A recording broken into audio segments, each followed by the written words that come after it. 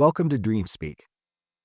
Before we introduce today's guest, we want to say a big thank you to our listeners in Austin, Texas, Portland, Oregon, Dubai, United Arab Emirates, Helsinki, Finland, Fort William, United Kingdom, and Falkenstein, Germany. Don't forget, dreamers, if you'd like to be a guest on the show and receive a free dream interpretation session, email contact@dreamspeak.us.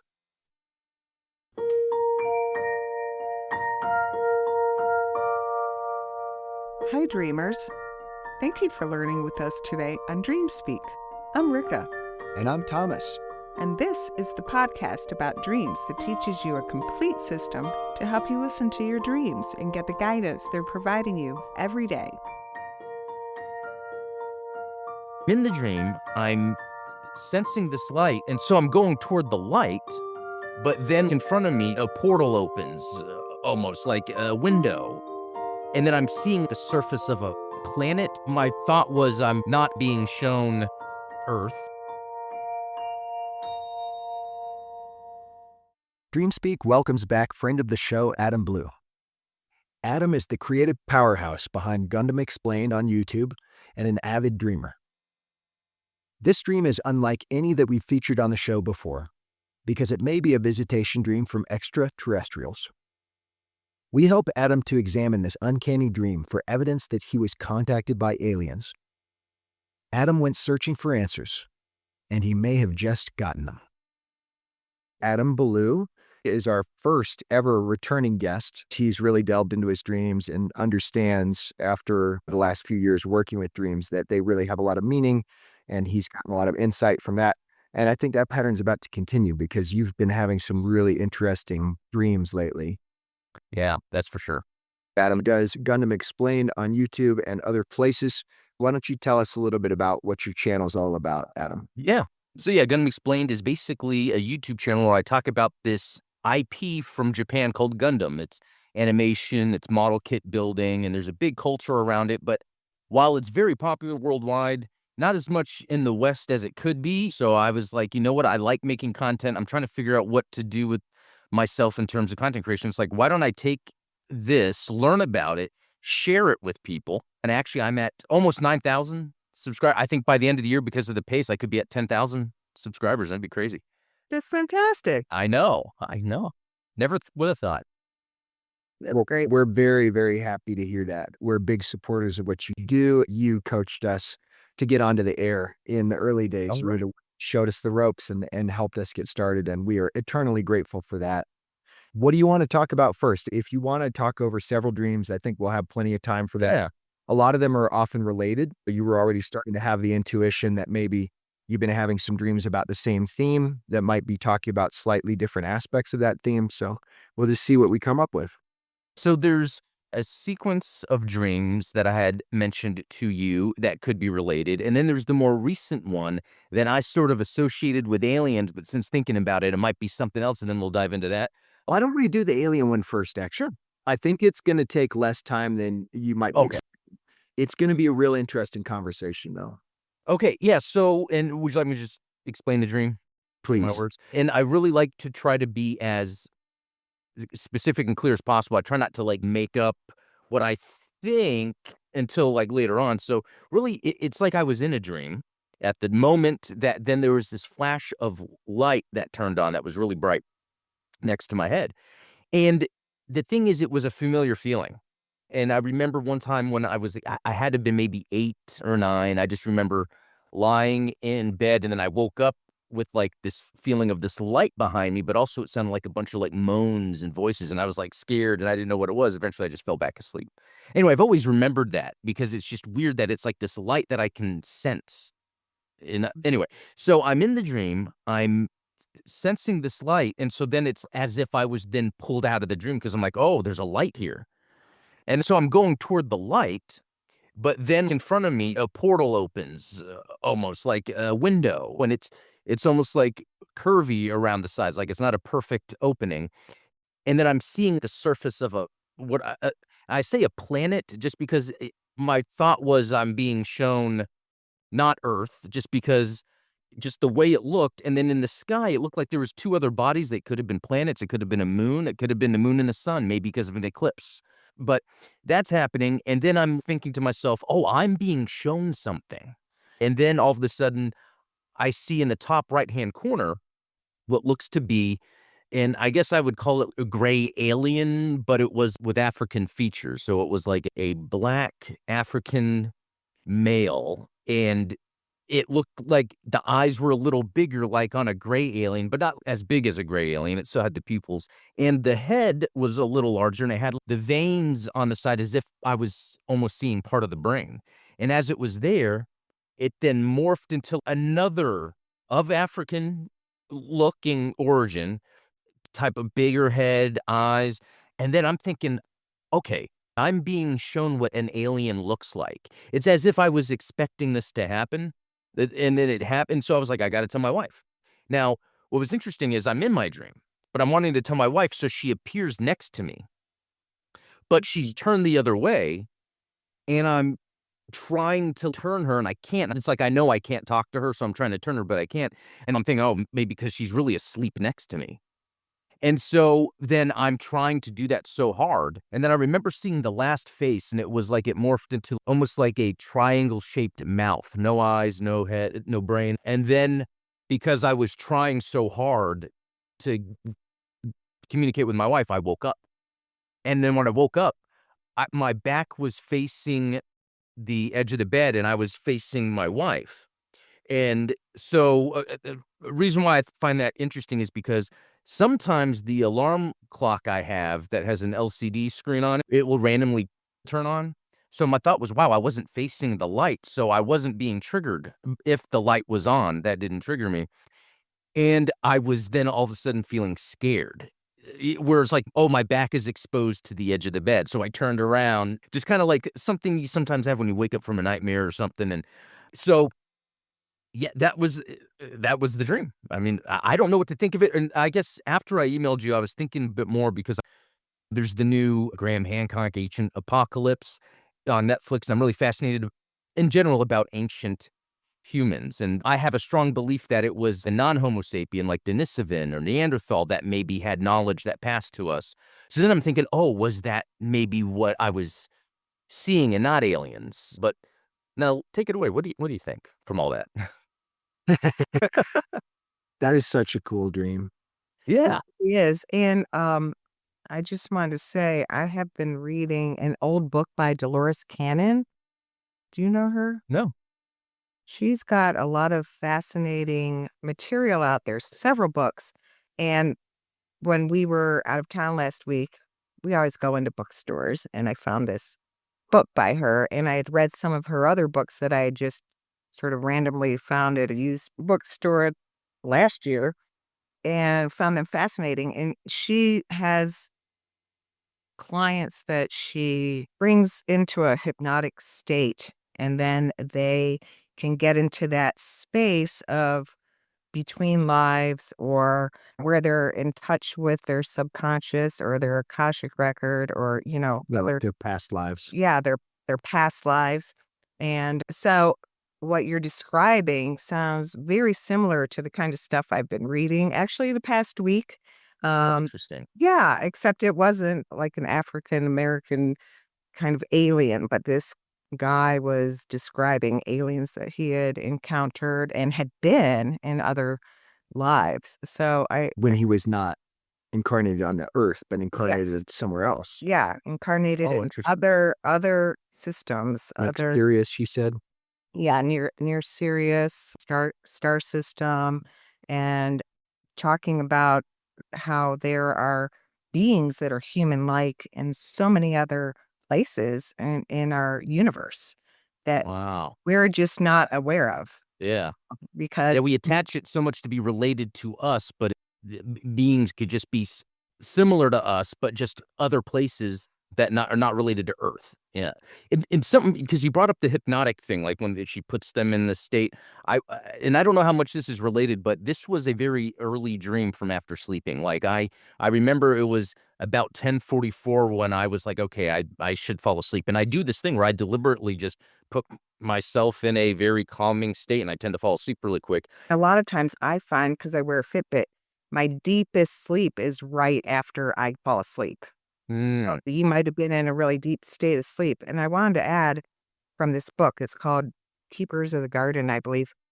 And this subject that she was working with, and she worked with him for a long time, but initially he couldn't go into those deeper levels of being in other, say, planetary systems and things like that. It took a while before his subconscious maybe was comfortable enough to go into those deeper places. And you've been working with your dreams for a while now, and maybe you're getting to a state where you are going deeper into.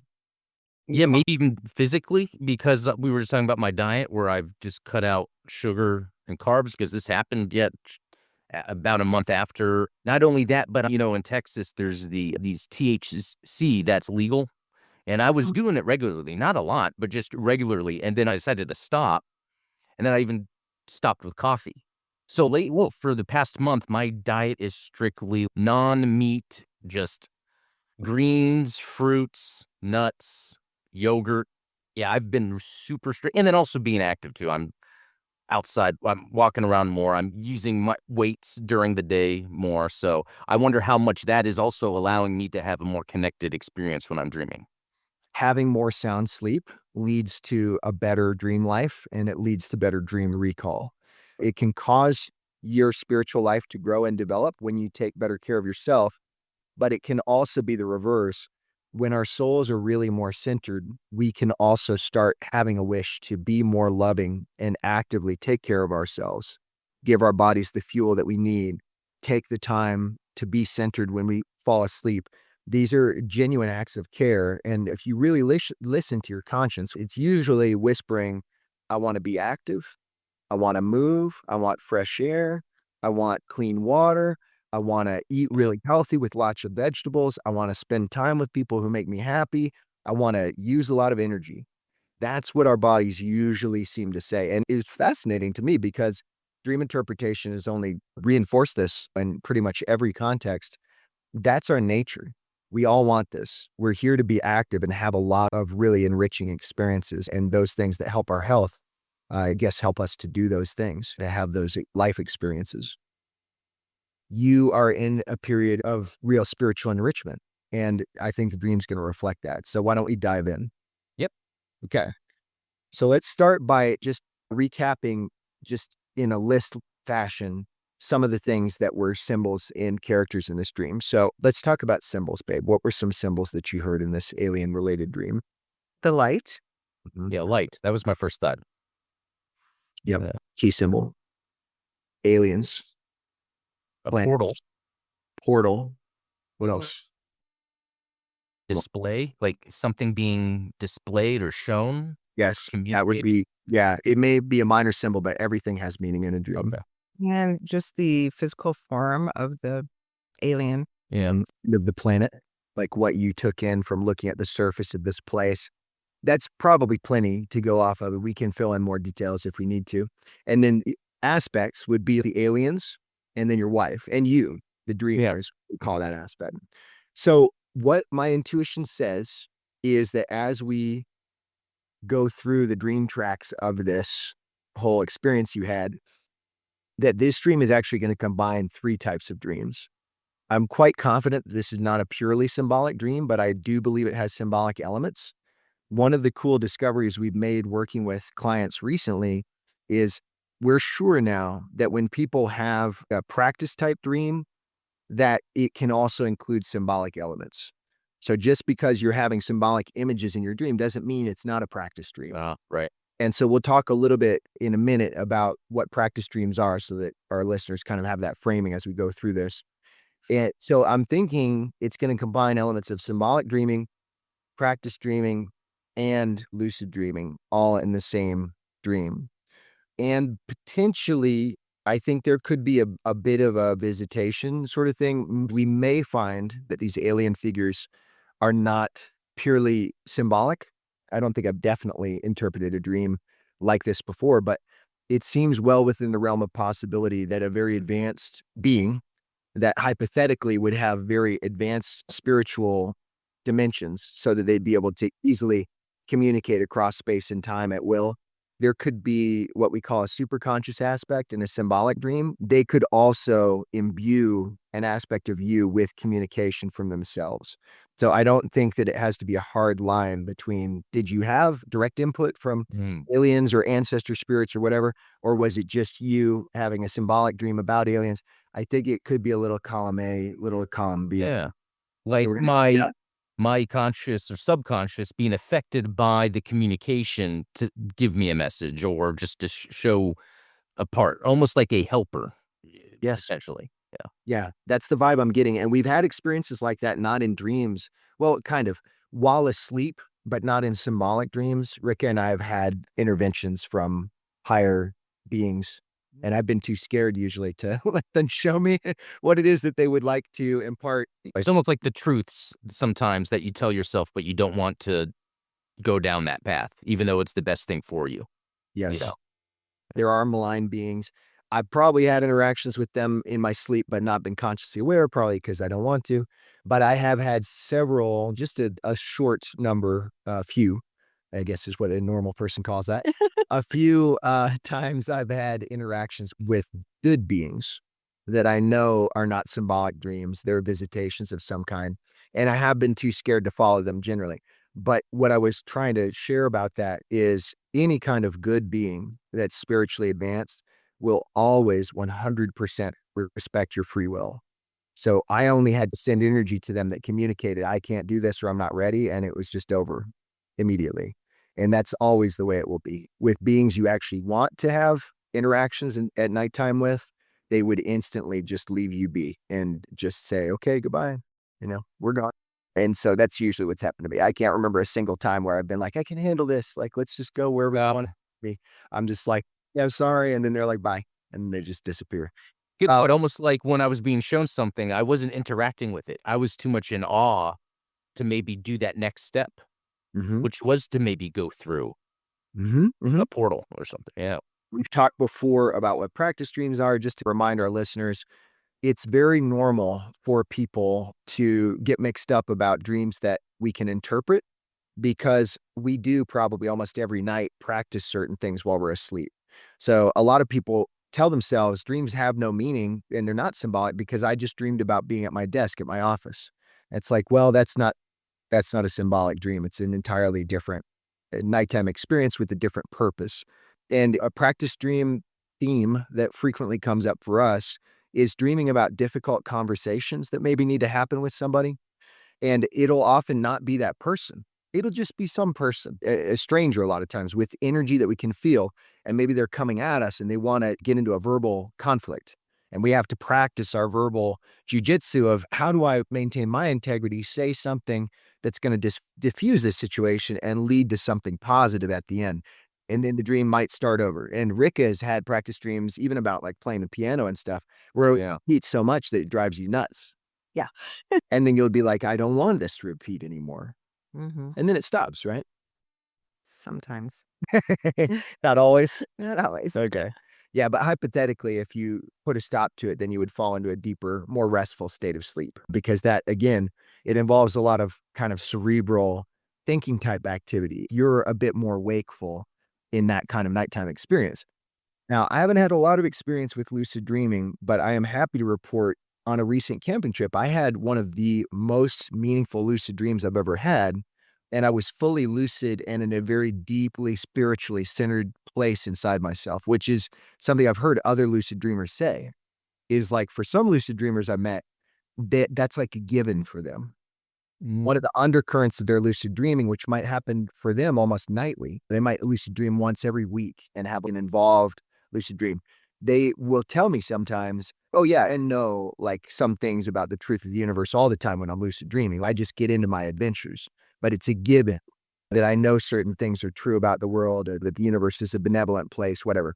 Those things were so present on my mind as soon as I went lucid. And I was like, okay, Wow. it's just cool. I'm safe no matter what happens in the state of lucidity. And it's funny because that's a very appealing awareness and state of being for me. So that's pretty much how I spent my lucidity, was just going through these different scenarios, being like, I like the way it feels when I know that these things are true. And then I just go into a different scenario and be like, I still know that this is true. This is great. That was the only thing that was distracting me the whole time. But it was very beautiful. Yeah, very profound, very reassuring. And it was a fully lucid experience, which I've almost never had. So that was neat. But the point is, especially having that really fresh for me, I can really see how lucid dreaming also involves willpower, but not necessarily always that I'm thinking really hard, kind of I'm awake sort of feeling. It could feel much more grounded and more wisdom propelled than a practice dream does.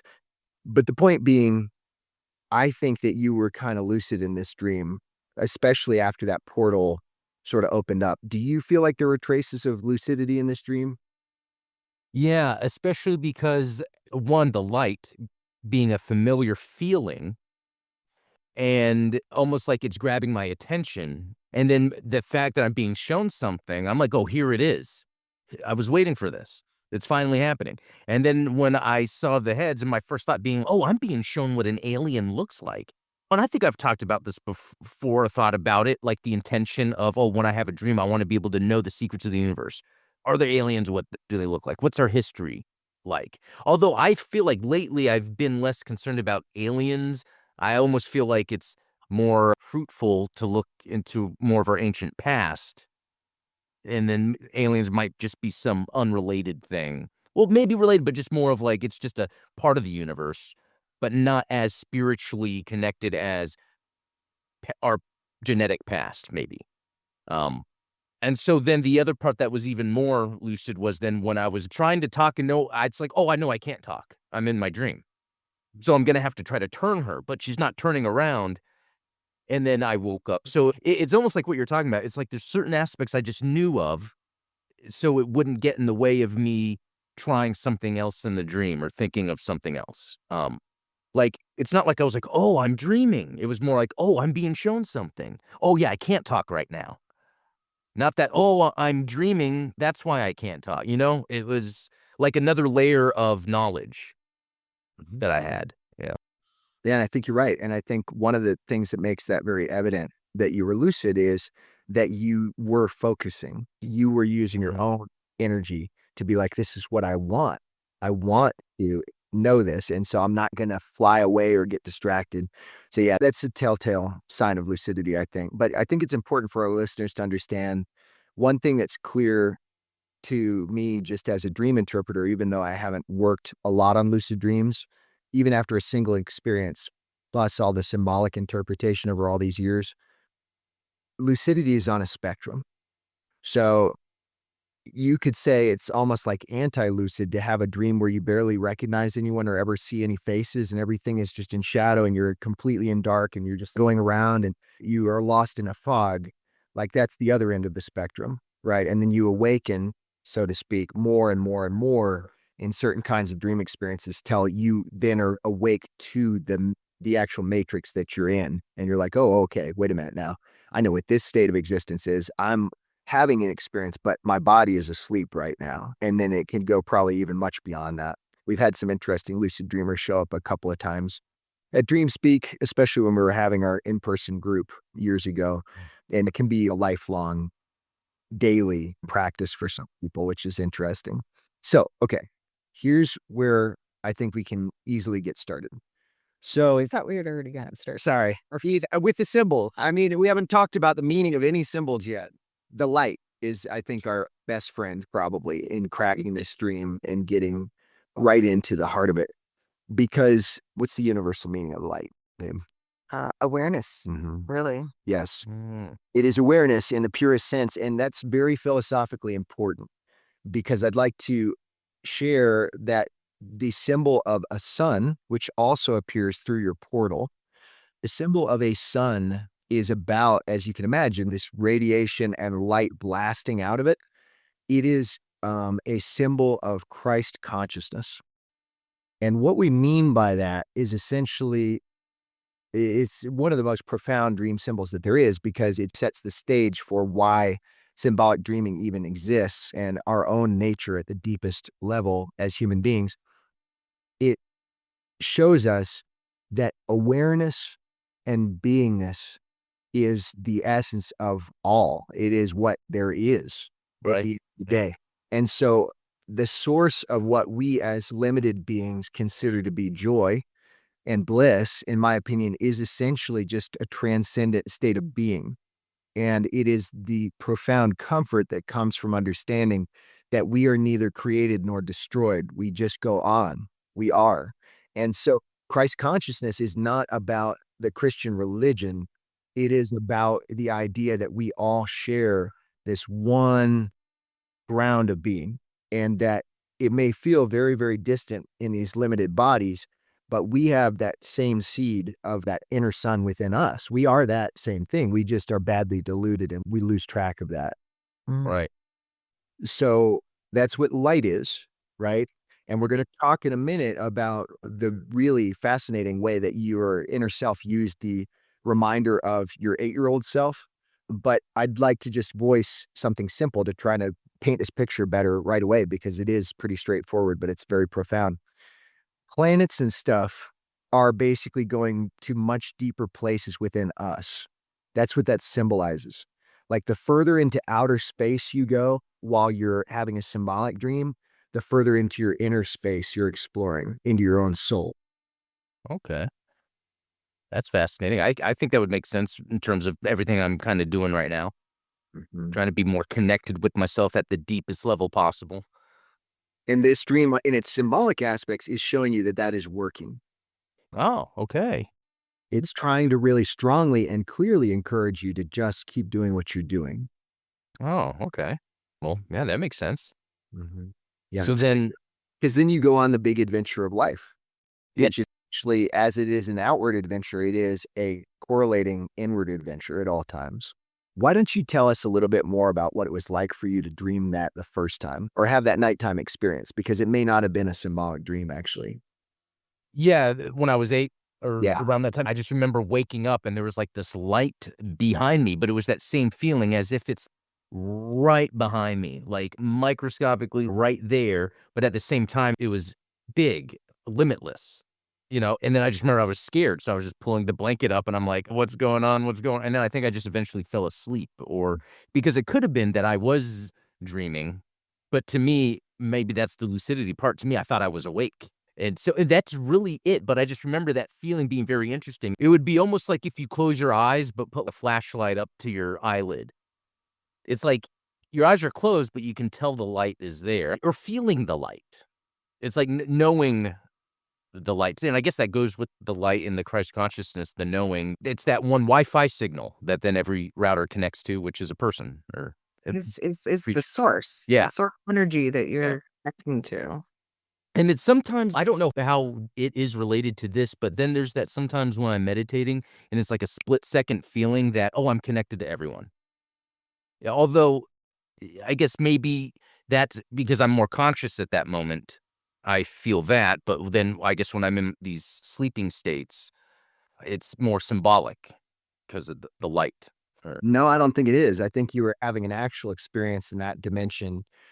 There's symbolic meaning to it because dreams work like a language. And it's a way that your mind, as a limited human being having a certain kind of experience in this incarnation, can comprehend it, is a good way of thinking about it. There has to be a way, just like you and I are trying to understand something together right now, we have to use language. There is a way in which we have to also have our experiences of the divine light mediated for us. And a lot of that fear, which is the same fear that keeps me from going on those soul journeys with benevolent beings that might like to show me something, is that we are in this context right now, and we know how altering it could be to have an experience with the light. In fact, oh man, it reminds me of a really neat story. Random thing, when we used to live back in Texas, I ran into this guy once. He was an older guy. He was probably in his 60s, maybe 70s, but he had the most beautiful eye color I've ever seen in my life. And his irises were not blue. They were not ice blue. They were so crystalline that it looked like light was coming out of his irises. Wow. That's the best description I can give it. I've never seen any human being who has eyes that color ever. And so I said, "Hi, let's chat." And very soon I was like, "I would like to say you have beautiful eyes." And he just stopped for a second and we were looking very deeply in each other's eyes. And he said, "Have you ever had an experience with the light?" And he said that during his spiritual awakening, his eye color changed forever. Wow. Yeah. That's amazing. And I'm sure this could happen, we don't know, but when there's a physical manifestation of an experience. And, that's funny because you see something that changes you, but a lot of times the things you're seeing spiritually that change you are inside. Your eyes are used to see what's outside. So that's kind of an interesting little correlation there if there's one, yeah. If there's at least two levels to the light thing for you, one is we know now that the universal meaning of light. And I know that when you had that experience as a child, I just know in my heart and my intuition that that was essentially like spirit. Eh, Let me elaborate on this a little bit. Here's one of the reasons I know that. Because I've been an educator pretty much my whole career, and I've worked with all ages of students from 2.5 to 18, there is definitely, I'm not rigorous and scientific in it, but I know that there is a developmental stage that happens between early childhood and what I would just describe as childhood. By the time you're 8, you are out of that early childhood stage and you are into the childhood stage. And one of the things I've noticed in children that characterizes that really profound shift that you never come back from is self-awareness. When children are very young, I believe it's our nature to come into this world wide open into the whole sensorium. And some people have really great memories. And so many times in stray places over the years, reading things, I've heard adults describing memories they have from the early childhood days when they were 2, 3, 4, 5 years old, maybe. And they were transformative and profound moments of spiritual awakening that they either never forgot or that they remembered 30 years later when they were getting back into spirituality. And it's almost always the same underlying cause. It's a moment of knowing the Tao, if you will, knowing that I am completely at one with my environment, with all these grasshoppers, all these caterpillars, all these blades of grass I've been playing with my friend over there on the swings, with my mom over there calling me for dinner. I am one and I am indivisible from everything. And they know. And children have those experiences, and I know they do. I can see it sometimes in a child's eyes that they're having that kind of moment. But when you gain self-awareness, you usually start sacrificing that because it's almost impossible to carry those two contradictions at the same time.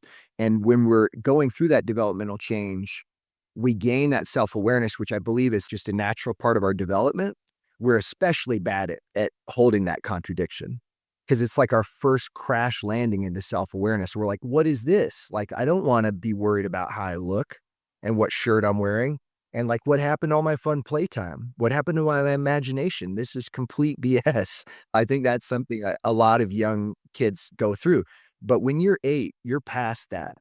You're firmly in the I have awareness of me as an 8-year-old stage. Your imagination could still be there and it could feel really wide open compared to what it's like as an adult, but it's backgrounded. You're now you. You have a name and an identity and blah, blah, blah. But that light was non-identification. That light was, I am one. Hmm. I am one. And when you're just getting adjusted to living as an individual in the world, that could be very disturbing. Yeah. Yeah, no, that makes a lot of sense. Yeah, my first thought was fear, just because I didn't know what that was. And then in terms of, like, you're talking about at 8, usually sometimes people by that time have moved past that. I've always felt in my life that I'm the type that in some ways develop either later or longer. Maybe I have longer stages of what a child goes through. Like, in my early 20s, I got some sort of sickness that only kids get. Because when I went to the doctor, like, "It's weird you have this, you shouldn't be having this, this is really only something kids get." So, sometimes I wonder if the childlike connections that we are not bogged down by our, judgments, maybe have lingered with me longer. It does relate. And I've known you long enough to know that that is a part of who you are. And as we've shared many times on the show, another really important philosophical thing that dreams can show us is that every quality that we have has a sun side and a shadow, or a positive side and a negative side. You can't have a non-dual experience in this world except maybe kind of what you were experiencing with the light, Mm-hmm. right? That's No. when those dualities get reconciled. But the point is, I know that's a really good part of your personality and your makeup. It's a part of what we call your dharma. It's a part of your destiny in this life to have those qualities. And the good side is they really do allow you to access meditation states more easily than the average adult, probably. And you have some of those childhood memories. These are traits that are helping you right now. The second level of the symbol of the light and connecting to your experience of being an 8-year-old. And this is not something I have a lot of personal experience with, but I have knowledge, like book knowledge about this. Looking at the human chakra system, that place that you felt like the light was both emanating from, but it also had just free and infinite expanse, that meshes almost exactly with a classic Hindu description of the chakra that's at the back of the skull. They usually call it as being seated in the medulla oblongata. And Right. in some Hindu meditation traditions, that's considered as essentially the seat of enlightenment. So strengthening that, literally strengthening that chakra is a part of cleansing the soul and transcending into a state of oneness. And so I would imagine that you were having a momentary mystical experience being shown. Here's something that's possible, right? This resides within you. You're not disconnected. You have this because you are this. And so just taking a look at that for a moment, and you never forgot about that. Yeah, that's right. So this dream basically used that very profound mystical moment from your life to say, hey, you're having that again. Wow. You are now recapitulating a new and higher stage of spiritual development for yourself, where you're integrating, I'm an adult human being with all the wisdom that that entails, but I still have this innocence inside of me that it's allowing me to access this portal, if you will, and to be ready to be open-minded to have this mystical experience of exploring as an adventurer deep inside yourself and seeing these planets. But now we finally come to these extraterrestrial presences. Mhm. So you had the courage to basically encounter this. And I do believe really strongly in intention. I think Rick and I have shared with our listeners many times one of the magical keys to having a really good dream life and getting a lot of symbolic information out of your dreams is setting good intentions. Mm-hmm. Why don't you say a little bit about that? Well, we tell people when they go to bed at night to set your intention for whatever it is that you want to experience, or if you have a question, make that known to your soul what your question is, or if you just want to receive whatever's in your highest and best good. That's an awesome intention to use. It works all the time. Yeah, that's one of my favorites. So Adam has had a long-term intention to have revealed knowledge about extraterrestrials and or our ancient ancestors. But I feel like some of these mysteries of our past or maybe even present could help us be better if we got that knowledge. Like, I feel like there's knowledge that we could learn that could help us all be better. Almost like the duality, because in this life I'm living, then I see all the horrible things that happen. It's like, I don't think this stuff has to happen. And then when I'm watching the ancient history programs and new findings to be like, wow, humans did this even that further back now? They came up with this? Oh, Neanderthals or Denisovans did this, so not even humans? What does that mean? And so, yeah, and I think that's like an intention almost that is like now just part of me. It's almost like an intention without having to actually be intentional at the moment. Exactly. It really doesn't matter when you do it because first off, that kind of pokes holes in our idea of linear time. But second off, our soul can keep track of all that. Like our soul doesn't lose track of anything. Mhm. Yeah, like if it's a real deep truth, your intention, but needs to be a normal practice that you're doing all the time and then it's effortless. But I still do make an intention when I go to sleep every night. Yeah. Yeah, that would make sense because you guys, you know how to make the intention versus someone that might be new at it, the intention might be a more selfish thing that the spirit part doesn't really care to explore. Yeah. Yeah.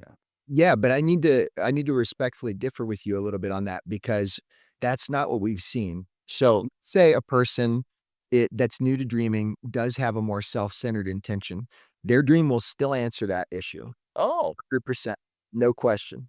But their dream might be a nightmare, or it it might show something that is really trying to basically steer them back on the course of their own conscience. Because we found with no exceptions, our dreams are always trying to nudge us toward our higher good.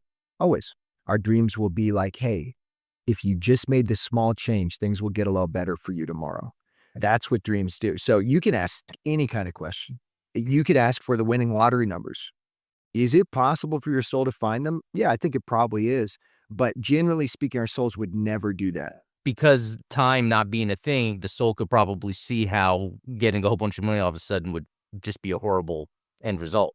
Yeah, it's not going to be in your highest and best good. So we've talked about the light. We've got a good handle on that. We've got a good handle on the fact that you're getting encouragement to continue the spiritual practices you're already doing, that they're working really well for you. And we've got this recapitulation of this developmental experience you have when you're at a different stage of development. And I bet you this showing up of the light is also trying to indicate to you that you are at a new stage of development in your life, both in your spiritual life and in your physical waking maturation, and that potentiates something that you're probably really interested in. So, what we were just getting to is I believe this is an answer to your intention. You asked to be shown certain things, and I believe that you just were shown those things. You were only shown that information to the extent that you are prepared for it and the extent to which it is useful to you and to your own circle. So, your immediate loved ones, your friends, and your audience online. Because your soul, absolutely, the soul is anchored in God. So, don't get me wrong here. But we don't even need God in this situation. Your soul, with your free will, would never endanger the public by showing you more about this than is appropriate, ever. That makes sense. Yeah. Your soul yourself would put a break on that. Be like, nope, we're good. This is all you're going to find out and learn right now. Yeah, it's pretty interesting. So it was almost like saying, here's kind of a tease of what's possible. Yes. And it's enough to where if I talk to people about it, it's just, oh, that's a funny dream you had. The foundation under all of this is that you have to be communicated with on a level that you can understand. So we cannot assume from this imagery that there are aliens that are of an African type descent. Maybe. And there's a lot of rational mind stuff that goes behind that that could potentially explain it, which is interesting, and talk about that if there's time. But what is being shown for sure is there are higher intelligences and they are connected to you. Now, that doesn't mean, hey, I'm your buddy out here in another star system. That is possible. But what I'm saying is they're literally connected to you because I'm sure, I'm not positive, but I'm pretty sure, we'll see if we can really nail this down or not. These are also somehow parts of you. They're not just a thing like another being in another universe, even though the portal and everything, like, yes, I think the portal is showing you a window in consciousness. And is it an actual portal to other awareness? Yeah, probably. But that doesn't mean it's like when you're awake and you're seeing through a telescope. It's not necessarily that simplified. Well, I don't necessarily agree with you. Go ahead. I think it could be beings from another star system that he's being shown, that they're not necessarily a part of him. They may be a different part of you from another timeline or another life.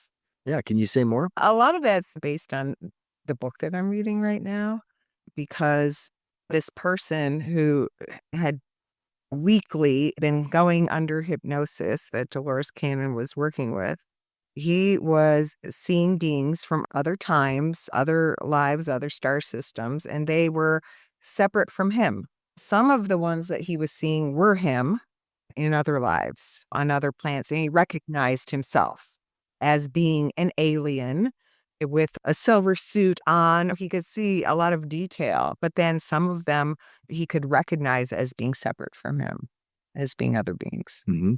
And this is, of course, all being filtered through a human who is incarnate. And so, We have all these preconceptions, yeah, information we've heard, biases.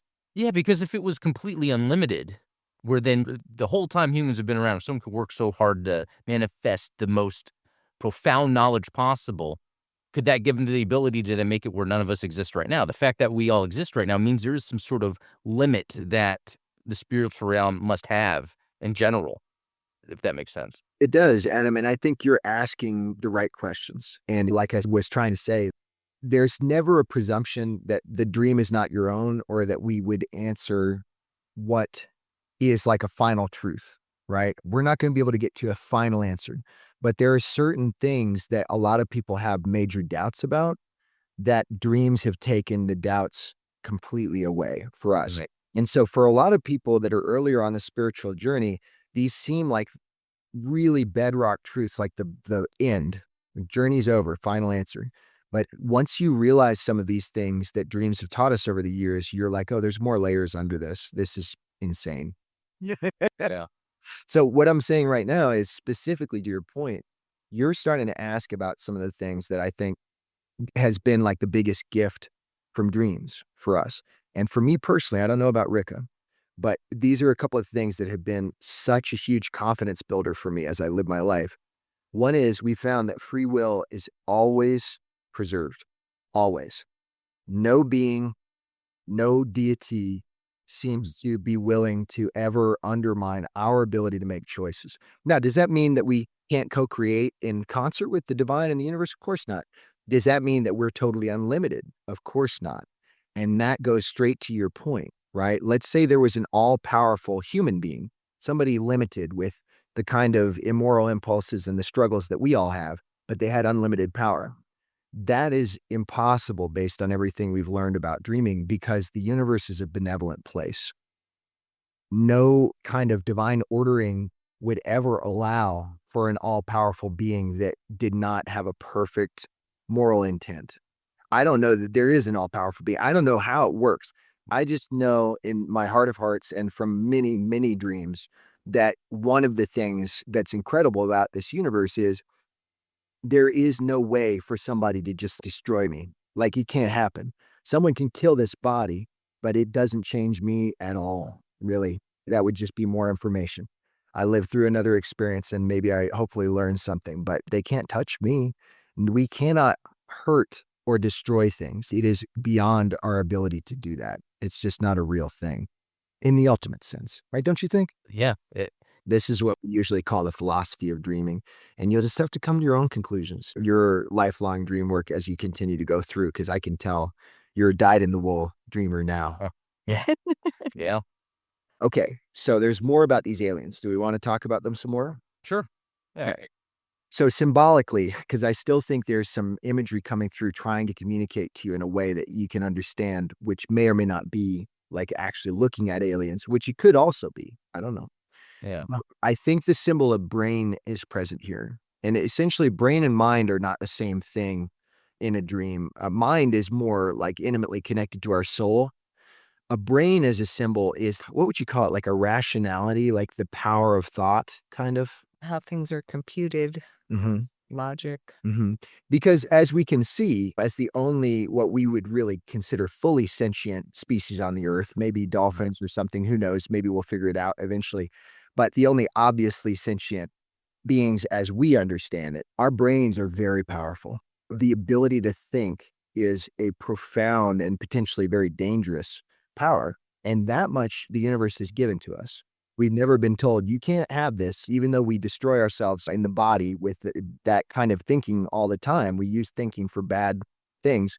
We are given free will to think, and it can do tremendous changes in the world around us. We can cause incredible things to happen through the power of thought.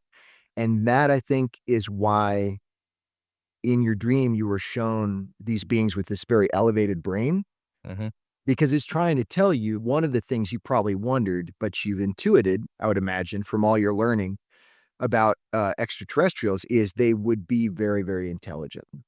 Like you probably thought, are they really like that? Or is that kind of a science fiction idea? This dream is trying to say, no, no, they actually are like that. they would have those kind of mental powers that are way beyond what we're accustomed to. And then you said that you saw veins and stuff, right? Yeah, as if as if the brain was so big, it was almost part of the external of the head. Yeah. And there's a couple of things we could talk about with that. The first is that's an uncanny symbol. So it's designed specially just to call your attention. And I think that's probably just for the reason we just talked about, so that you can get that confirmation. Oh, wow. These particular beings would be super intelligent. That's a real thing.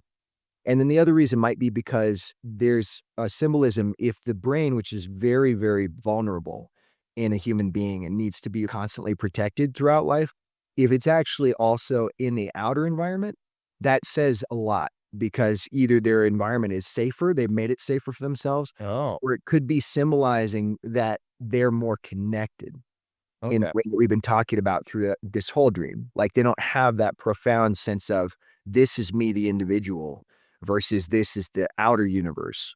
Like they're more linked to Yeah. that sense of oneness all the time. Okay. And then what about it morphing into different forms? What do you think about that? Is that just trying to say that there's not one way that you can say is a alien or an intelligent extraterrestrial, that there's infinite forms? Or yeah, maybe that could be it. Yeah. Kind of like, especially the last one looking weird. It just looked like a mouth, but there was no eyes, nose, chin. It was just like a triangle shape that the mouth was in, almost like it was a frowning mouth. Hmm. It, just like very weird looking. Or maybe that was also just trying to say not only frown doesn't mean anything, just just the organic forms that are out there. And maybe because it didn't have a brain, it was just kind of expressing just the differences that there could be. And maybe it being black, it had to do with, again, differences, like how in our society, the media kind of portrays struggles between different races when really, as a human deep down inside, like race never had any meaning until I hear about it on the news or whatever. And so maybe just portraying that is kind of showing there are different things out there. Yeah, I don't see why there would just be one type of alien if there's really all these life forms that are potentials in all sorts of different galaxies, universes, and planets. Why wouldn't they be different? Yeah, and when you brought up the thing about the environment making the brain more protected so it could be external, that's like a big thing I've been looking through. Like a lot of the different ways different humans across the earth look, a lot of it has to do with their environment. Sometimes, scientists say, oh, it's evolution so they can protect from this or that. But I think a lot of times if a being is growing in an environment, its features are only going to need to change based on what's required. So if something's able to survive without having to have a certain feature, then its next lineage isn't going to need those features. Well, you see it in all different kingdoms, not just the animal kingdom. Yeah, like polar bears, they're in the cold because since they were white, they're not seen as easily, the babies. So they were able to survive easily because their fur matched. So then that kind of became the dominant look in that region. So I think the brain being protected, yeah, there was an environment where the skull wasn't needed as much. And then also going to like the other fascinations I have is around the world where they have the head binding to make the infant's head looks larger, but then there's skulls of elongated heads. So it's like there is something to do with the larger head in general. And I used to always think, oh, aliens, but my future or my present self thinks I think there's more we can look to in our ancient human past that can answer that. That doesn't have to be aliens. I do think this is probably trying to confirm some things for you. Okay, cool. I don't know if it might be that those aliens look just the way that Adam saw them, or it might be more like the movie Contact, where it's like an interpretation that Adam can understand of what these beings might, Yeah, right? But that's what I was thinking. Because being black, there's a lot of in Africa. There's a lot of interesting, mysterious, ancient things about us that we just don't understand. And so a lot of times I'm researching that area. Well, really, because and so maybe it being a black figure with the brain is almost kind of helping me confirm some of these things that I think deeply of. do you have any idea what it might be helping you to confirm?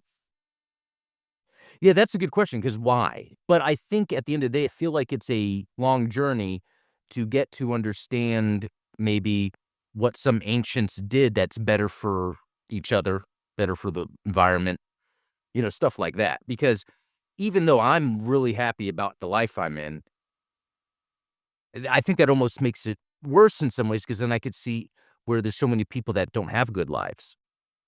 And I feel like there's really potential, just like certain groups of animals in the world where they have their own little ecosystem and they just eat veggies. So they're not like killing other animals. So I feel like as a really intelligent human civilization would be one with nature where there is not suffering as much. I mean, there might be suffering in terms of growth, but not suffering in terms of violence. Mhm. And so maybe these intelligent beings that I'm seeing are kind of saying, yeah, that does exist. Humans I are think capable of that. Maybe yeah, humans did have that before. exactly. Right, Adam. I don't know whether it's the did before or this does exist in other places in the universe, but I think that's definitely one of the things that's being confirmed for you. And I hope you keep giving this a lot more thought. I think this is probably one of the dreams that's going to stick with you for a while, and it has a lot of meaning. I've also kind of come around while we've been talking about it to your way of thinking about the intuition I was having about the aliens potentially being partly a superconscious aspect of Adam. It's probably more likely that it's showing him either before or like in the future that he will identify with this, right? He'll be like that, Hmm. right? Which will it be? Which direction in time? I don't know. Yeah, who knows? Well, yeah, because that's the thing. If Time is not linear, so it yeah, may all be happening at yeah. the same time. We just don't know. Because another thing, especially with what you guys are doing or working with Josh, like I feel like I could get the most fulfillment from finding out, oh, if I can optimize and find out how to live a fulfilling life, I would love to then share that with people. Because like, what would be better than that? I know it's very easy when we're like, oh, just eating my potato chips, watching a movie. But I've learned the more good you even force yourself to be, the better you do feel. Even if you have to fake being nice, it ends up just being a part of you, and then you realize that's the better way to be. Um, because especially with the macho man style thing, not showing emotion, "Oh, I'm a tough guy," like that, it's almost like society sometimes expects that out of people, certain traits or social norms, but when you can get out of that and just be sometimes people will think, "Oh, that person's too nice. He must be weird." Something like that. But I think it's because society hasn't got to that point yet where we can just accept that kind of ultimate just being nice and being there for each other. Well, I think that we would all be happier if we lived in a more peaceful society without wars, without hatred, without the kind of divisions that we have. And for me, ultimately, I think seeing that that's possible, and maybe those are some of the messages that you're getting, that that is a possibility, and maybe other cultures and other groups of beings actually live that way. And I think that's very hopeful. And it all comes from each of us individually. And if we can do that, then we can make the planet a better place and we can make the world a better place for ourselves. I mean, we always have to start with ourselves, right? Yeah, and that's interesting because that almost seems like it's more of a physical need. Like, I feel like if you are one with the spiritual realm, or let's say what happens after you pass, and it's almost like it would seem like that doesn't matter. So it's almost like it's a message for the physical realm. And even if that takes 1,000 years to do it, I won't be able to do it in 1,000 years, but maybe I can get enough knowledge that I can pass on that would then perpetuate and in 1,000 years make the difference. Because I wonder if there is some sort of sympathetic uh, part of the total consciousness where it's like, here's physical forms that suffer more than they need to.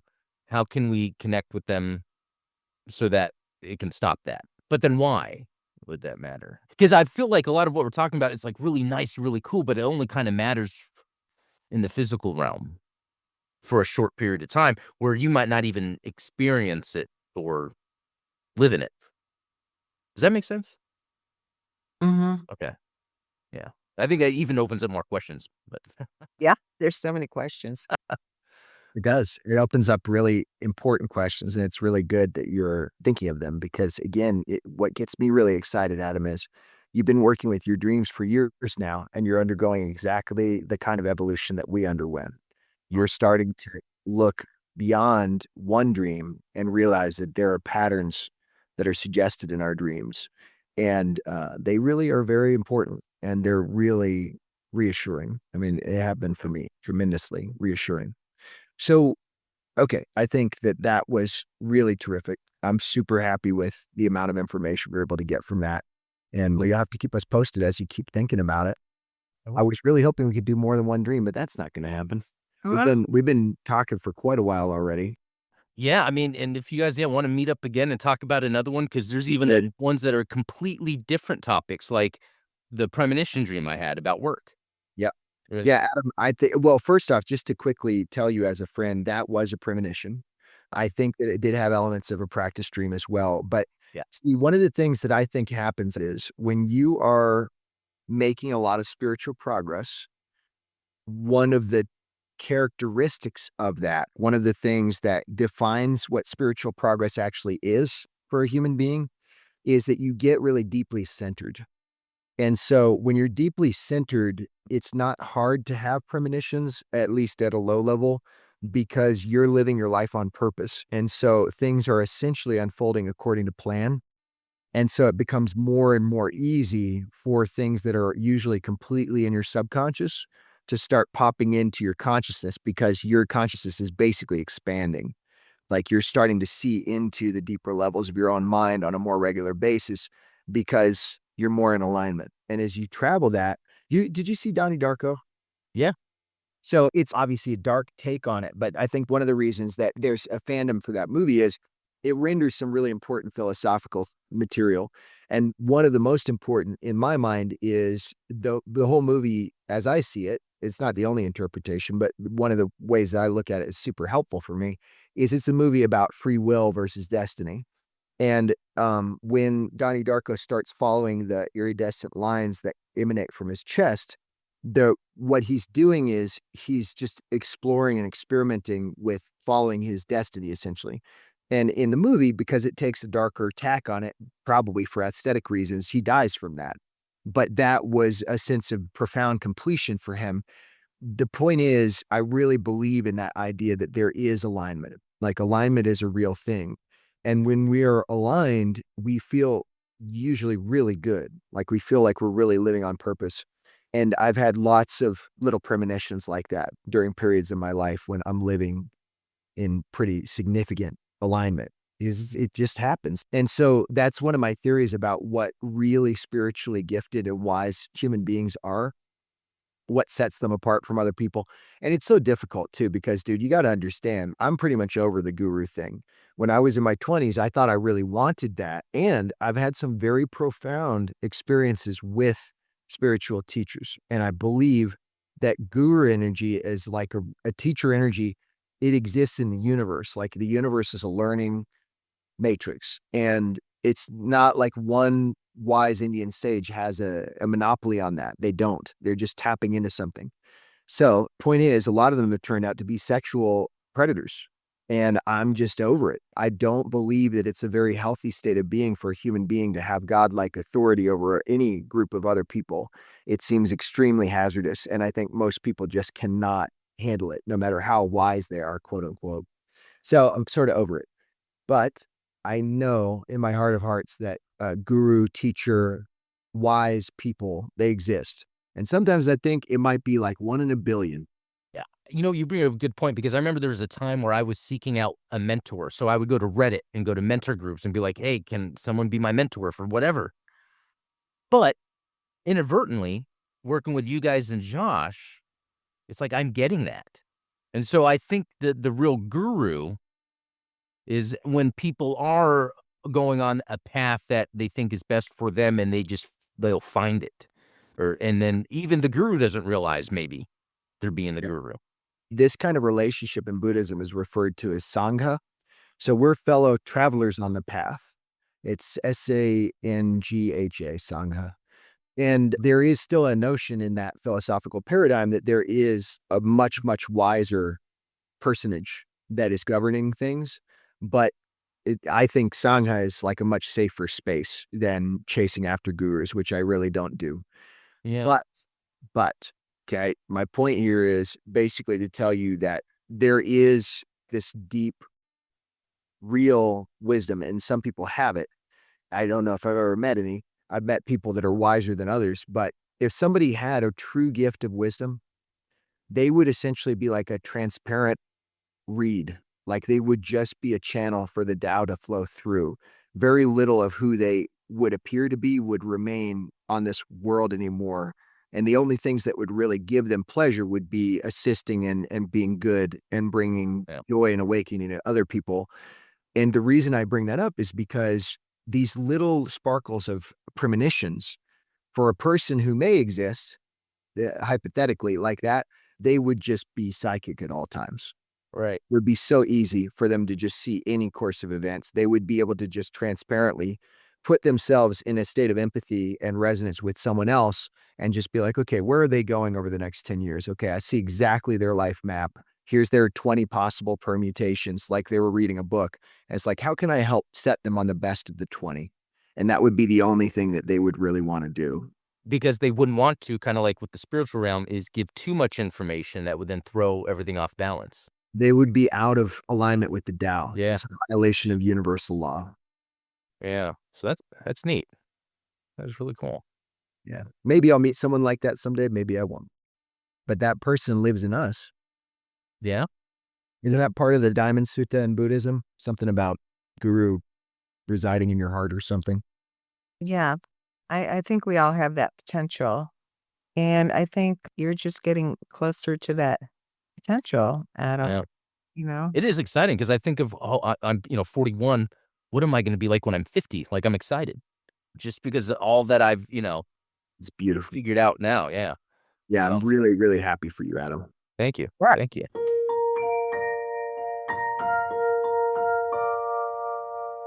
You can find this podcast on all popular streaming services. Email us a dream today at contact@dreamspeak.us. Check out our YouTube channel for a free introductory dream course. Connect with DreamSpeak for even more learning. Our socials are in the description. Our theme music was composed by me, Rika. This podcast does not constitute medical advice.